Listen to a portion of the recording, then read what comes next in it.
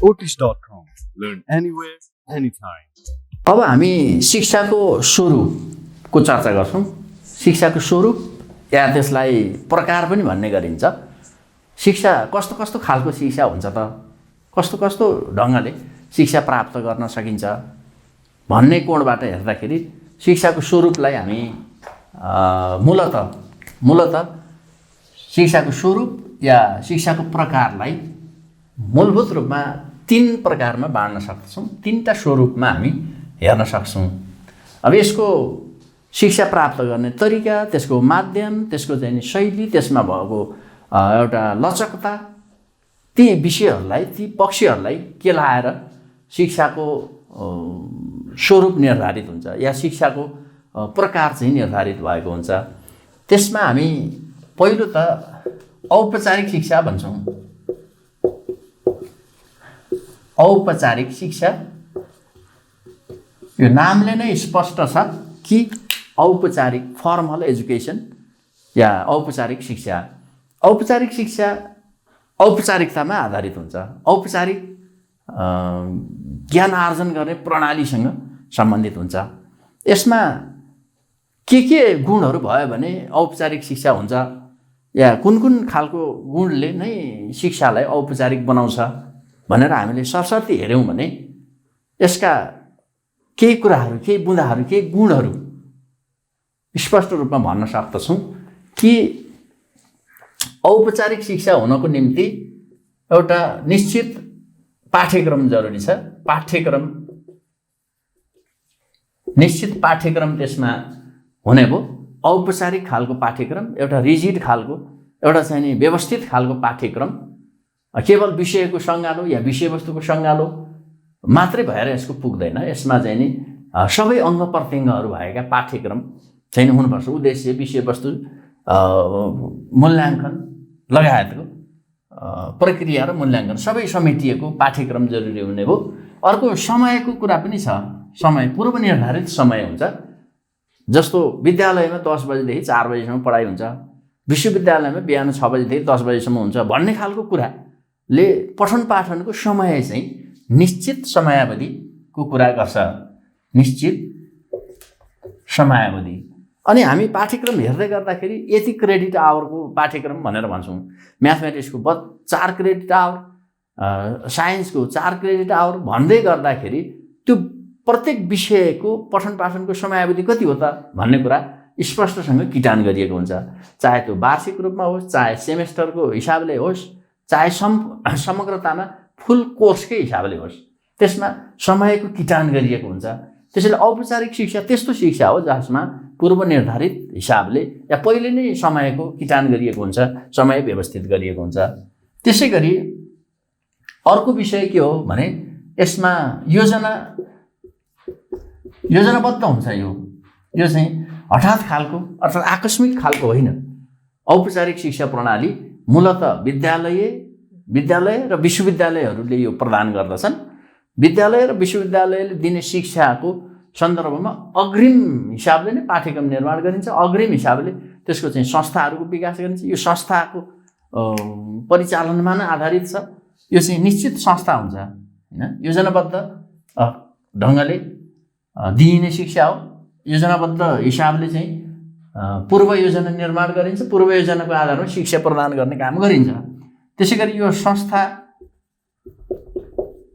खालको हो। यो संस्था पूर्व परिभाषित संस्थाबाट नै हुन्छ। विद्यालय वा विश्वविद्यालय संस्थाको हिसाबले पनि यो चाहिँ नि एउटा पूर्व निर्धारित या चाहिँ व्यवस्थित खालको संस्था निर्माण गरिएको हुन्छ।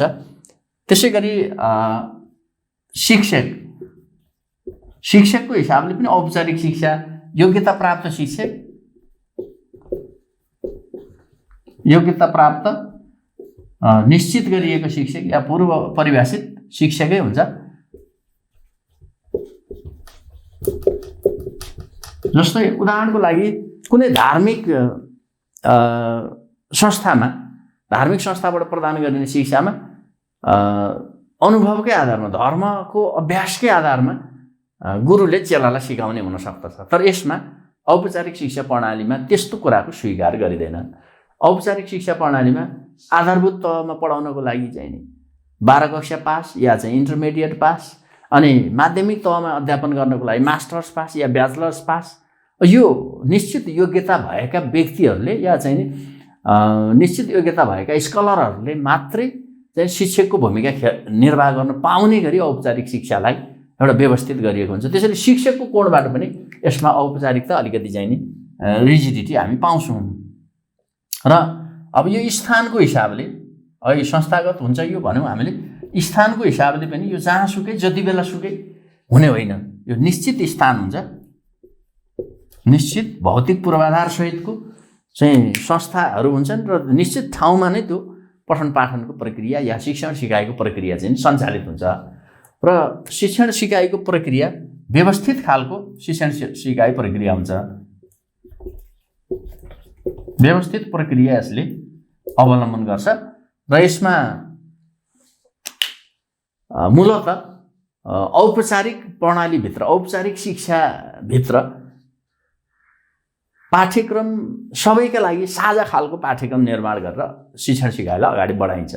त्यसो गर्दा व्यक्तिगत क्षमताहरू या विद्यार्थीका चाहिँ नि इन्डिभिजुअल डिफरेन्सेसहरू, व्यक्तिगत विभिन्नताहरूको उचित खालको सम्बोधन नहुन सक्दछ। त्यसै गरी व्यावसायिकताको विकासतिर त्यति धेरै यो केन्द्रित नहुन सक्छ। त्यसै गरी यो औपचारिक शिक्षा त्यस्तो शिक्षा प्रणाली हो जो सबैका लागि साझा होस्, सबैको लागि साझा प्रक्रियाको रूपमा, साझा चाहिँ नि शिक्षाको रूपमा दिइन्छ, जसले मार्केटको या चाहिँ बजारको आवश्यकताको परिपूर्ति नगर्न सक्छ, व्यावसायिकताको प्रवर्धन नगर्न सक्छ। यस अर्थमा औपचारिक शिक्षा यो प्राप्त गर्ने कोणबाट या प्राप्त गर्ने हिसाबले, यसको माध्यमको हिसाबले ज्यादा व्यवस्थित, ज्यादा चाहिँ नि समयबद्ध, ज्यादा चाहिँ नि प्रभावकारी खालको र अलिकति कडा अनुशासनमा आधारित खालको हुन्छ। र यो कडा अनुशासनमा आधारित निश्चित संस्थाहरूद्वारा दिइने, निश्चित स्थानमा रहेर, निश्चित पाठ्यक्रमको आधारमा, निश्चित व्यक्तिहरूबाट र निश्चित विद्यार्थीहरूको भर्ना प्रक्रियाबाट गरिने हुने भएकोले यो चाहिँ नि विद्यार्थी पनि यसमा चाहिँ फिक्स हुन्छ। विद्यार्थी यो परिभाषित विद्यार्थी नै हुन्छ। यसमा विद्यार्थीको उमेर यति अनि क्षमता यति भनेर प्रत्येक कक्षामा हुने विद्यार्थीहरूको उमेर र क्षमताको चाहिँ टाइअप गर्ने काम पनि यसमा गरिन्छ।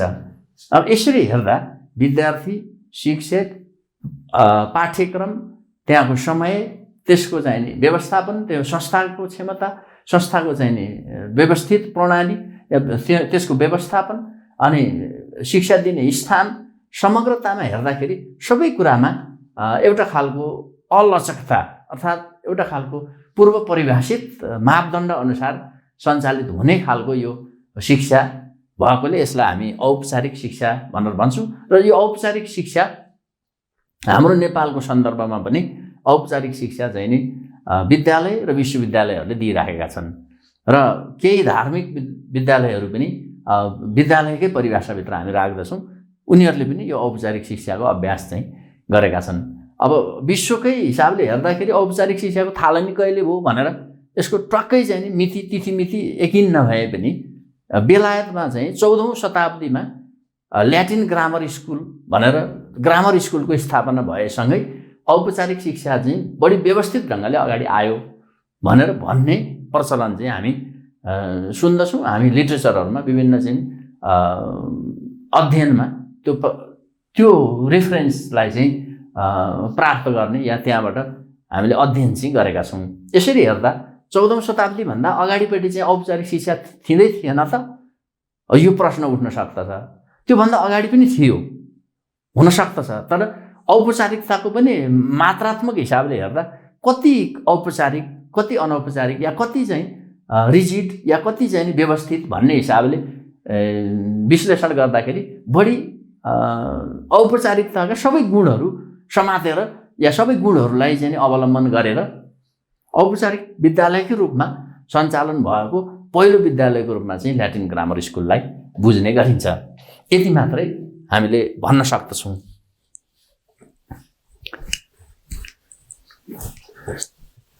यसै गरी अब हामी दोस्रो कुरा गर्छौँ अनौपचारिक शिक्षा।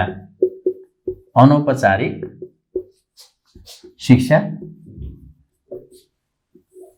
अनौपचारिक शिक्षा वास्तवमा औपचारिक शिक्षाको अलावा या त्यसको औपचारिक शिक्षाको चाहिँ एक खालको औपचारिक शिक्षामा भएका लिमिटेसन्स या त्यसका सीमितता, त्यसका अप्ठ्यारा, त्यसमा भएको अधिक चाहिँ रिजिडिटी हामी भन्छौँ, कडापन, त्यो अलचकतालाई सम्बोधन गर्ने खालको शिक्षा हो। त्यस्तो शिक्षा औपचारिक भन्दा फरक ढङ्गले सञ्चालित हुन्छ।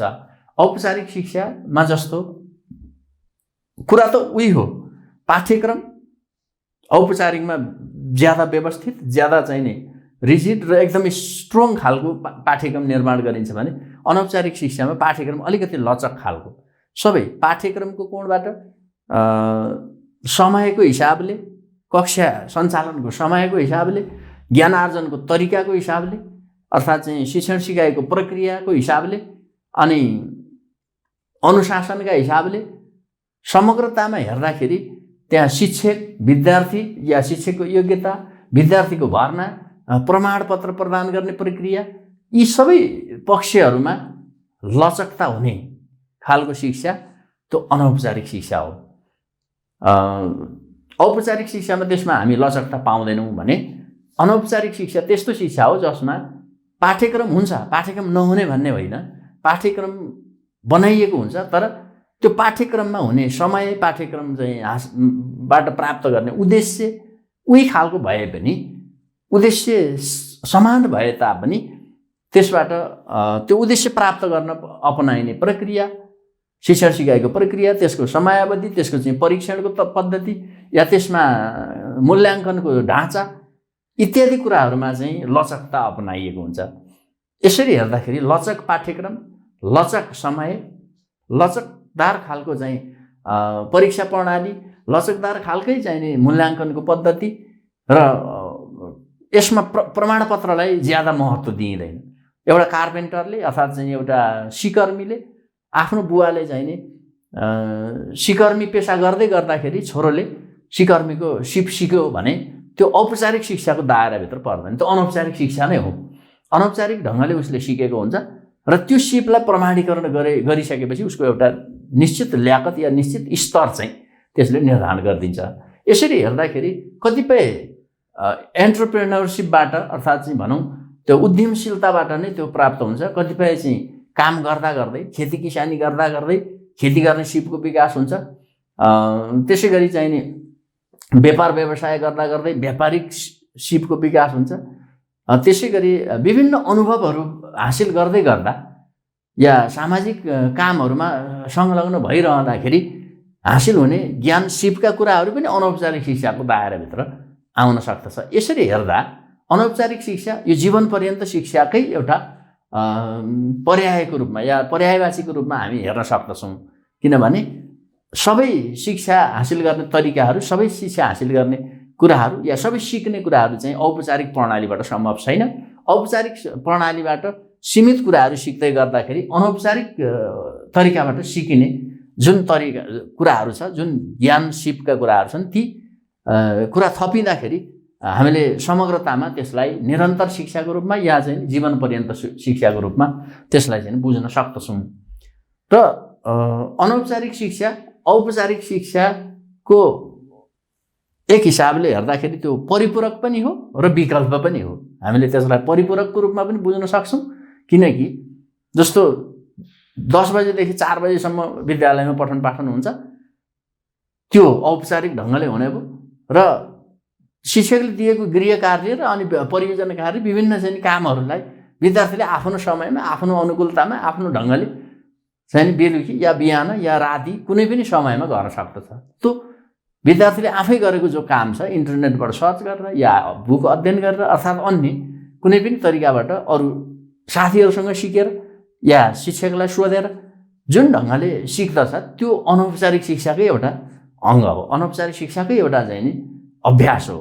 यसरी हेर्दा त्यो औपचारिक शिक्षाको परिपूरकको रूपमा अनौपचारिक शिक्षा चलि नै राखेको हुन्छ भने अर्कोतर्फ अनौपचारिक शिक्षाकै क्लासहरू पनि चल्छन्। जस्तै हामीले साक्षरताको शिक्षा भनौँ, साक्षरोत्तर शिक्षा,